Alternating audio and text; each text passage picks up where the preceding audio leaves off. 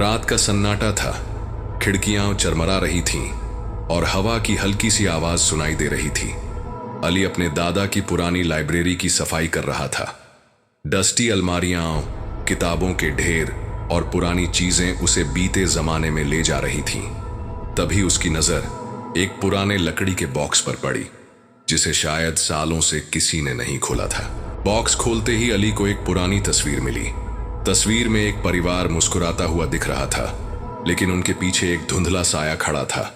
वह साया ऐसा लग रहा था जैसे वह सबको घूर रहा हो। अली के शरीर में डर की लहर दौड़ गई।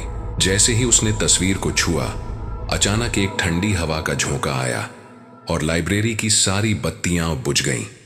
अली ने जल्दी से तस्वीर को वापस बॉक्स में रखने की कोशिश की, लेकिन तस्वीर खुद ब खुद नीचे गिर गई और उस पर जमी धूल हटने लगी। धूल के नीचे एक और तस्वीर दिखी, जो और भी डरावनी और अजीब थी। नई तस्वीर में साया अब साफ साफ दिख रहा था। अली को ऐसा महसूस हुआ जैसे वह साया उसे घूर रहा हो।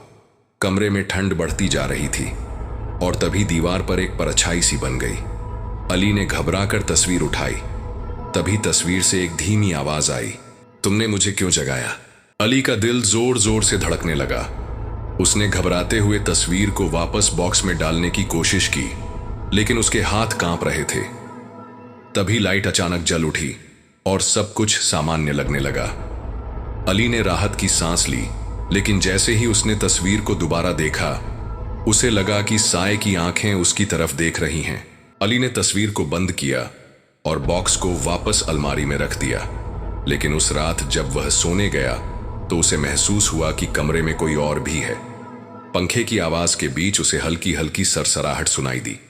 उसने सोचा कि शायद यह उसका भ्रम है और खुद को शांत करने की कोशिश की, मगर जैसे ही उसने अपनी आंखें बंद की, उसे लगा कि कोई उसके बिस्तर के पास खड़ा है। अली ने डरते डरते अपनी आंखें खोली।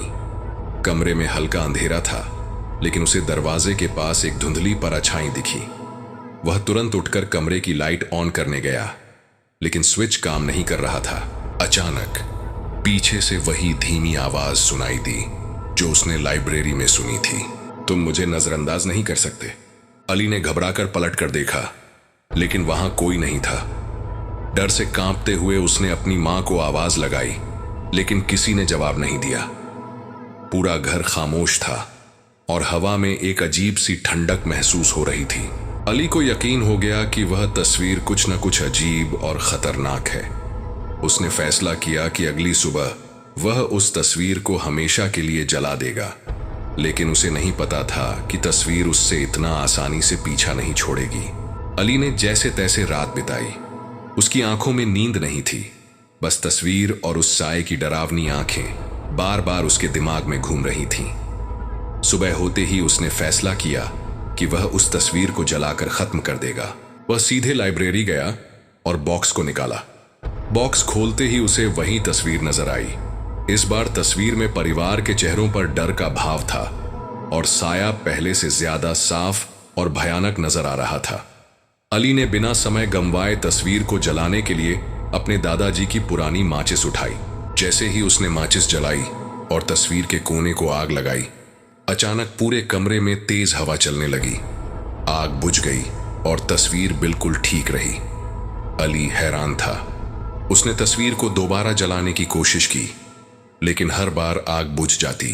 तभी उसे तस्वीर से वही आवाज सुनाई दी जो उसने रात में सुनी थी, तुम मुझे खत्म नहीं कर सकते, अब यह मेरा घर है। अली के हाथों से तस्वीर फिसलकर जमीन पर गिर गई।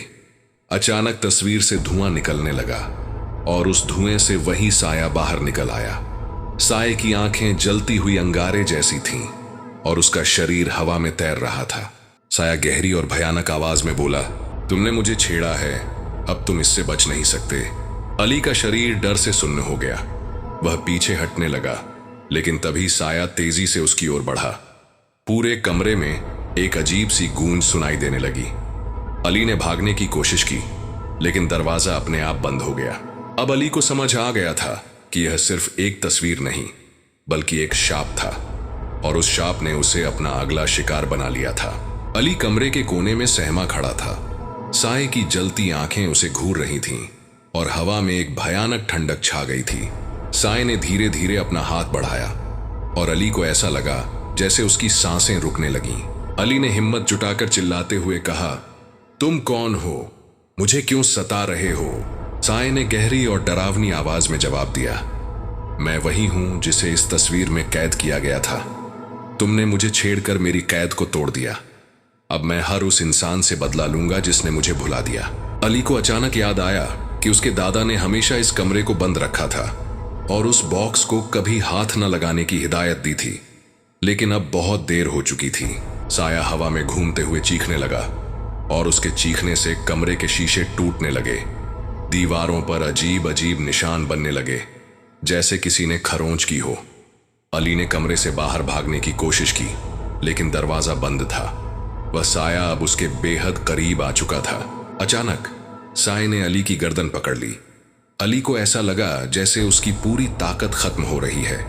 उसी समय अली की नजर तस्वीर पर पड़ी, जो अब जमीन पर पड़ी हुई थी और उसमें आग की लपटें दिखाई दे रही थीं। अली ने पूरी ताकत जुटाकर तस्वीर की ओर हाथ बढ़ाया। जैसे ही उसने तस्वीर को छुआ, एक तेज रोशनी कमरे में फैल गई। साया चीखते हुए पीछे हटने लगा और बोला, नहीं, मुझे मत छुओ, यह तस्वीर मेरा दरवाजा है, इसे मत छेड़ो। अली ने बिना सोचे तस्वीर को फाड़ने की कोशिश की, लेकिन तस्वीर इतनी मजबूत थी कि फट ही नहीं रही थी। तभी एक और भयानक चीख कमरे में गूंजी और अली की पकड़ कमजोर पड़ने लगी। साया अब पूरी ताकत से अली की ओर बढ़ रहा था। क्या अली तस्वीर को नष्ट कर पाएगा या वह भी तस्वीर का हिस्सा बन जाएगा? अली की सांसें तेज हो गई थीं। साया पूरी ताकत से उसकी ओर बढ़ रहा था और तस्वीर अली के हाथों से खिसकने लगी।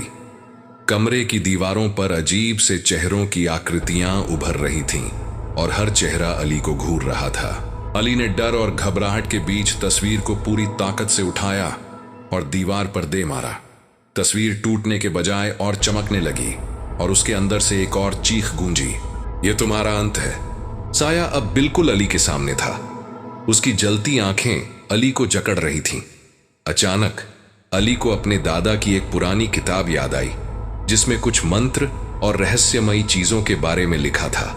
वह घबराते हुए बोला, तुम मुझे कुछ नहीं कर सकते, मैं इस शाप को खत्म कर दूंगा। साया हंसते हुए बोला, यह शाप सदियों पुराना है, इसे कोई खत्म नहीं कर सकता। जिसने मुझे छेड़ा है वह हमेशा के लिए मेरी दुनिया में कैद हो जाएगा। अली ने दीवार की ओर देखा, जहां एक पुराना मोमबत्ती स्टैंड रखा हुआ था। उसने जल्दी से मोमबत्ती जलाई और तस्वीर के कोने को फिर से जलाने की कोशिश की। इस बार तस्वीर के किनारे से धुआं निकलने लगा और साया जोर से चिल्लाया, नहीं, ये मत करो, ये मेरी शक्ति का स्रोत है। साया अब कमजोर पड़ने लगा था, लेकिन तस्वीर पूरी तरह नहीं जल रही थी। तभी अली को एहसास हुआ कि वह अकेले इस शाप को खत्म नहीं कर सकता। उसने अपने माता पिता को आवाज लगाई, लेकिन पूरे घर में सन्नाटा था। साया अब धीरे धीरे अली के शरीर में समाने की कोशिश करने लगा। अली को अपनी धड़कन रुकती हुई महसूस हुई। साया बोला, अब तुम मेरी जगह तस्वीर में कैद हो जाओगे और मैं आजाद हो जाऊंगा। अली ने आखिरी बार पूरी ताकत लगाकर तस्वीर को जलते हुए मोमबत्ती पर रखा। तस्वीर धुएं के साथ जलने लगी और साया चीखते हुए हवा में गायब हो गया। कमरा अचानक शांत हो गया। तस्वीर अब राख बन चुकी थी। अली जमीन पर गिरा, उसका शरीर कांप रहा था।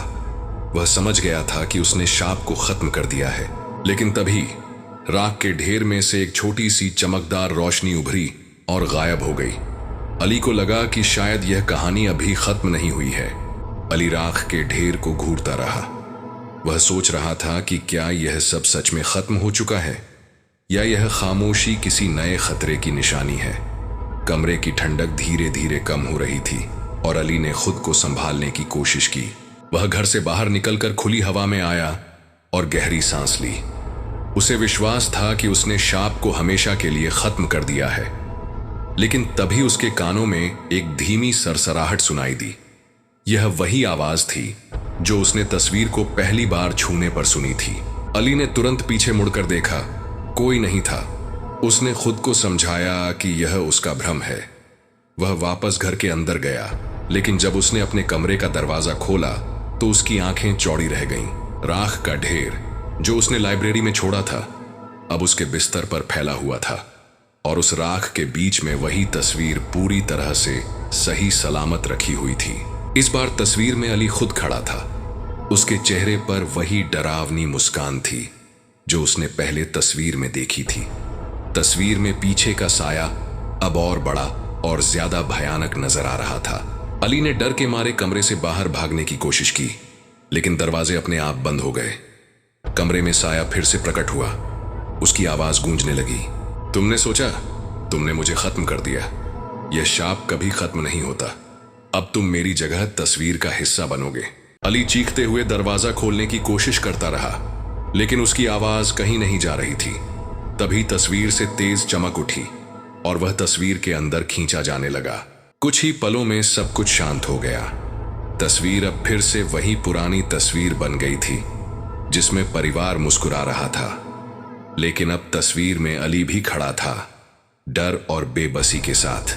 कई सालों बाद जब कोई और उस पुरानी लाइब्रेरी में आया तो वही तस्वीर एक नए शिकार की तलाश में थी।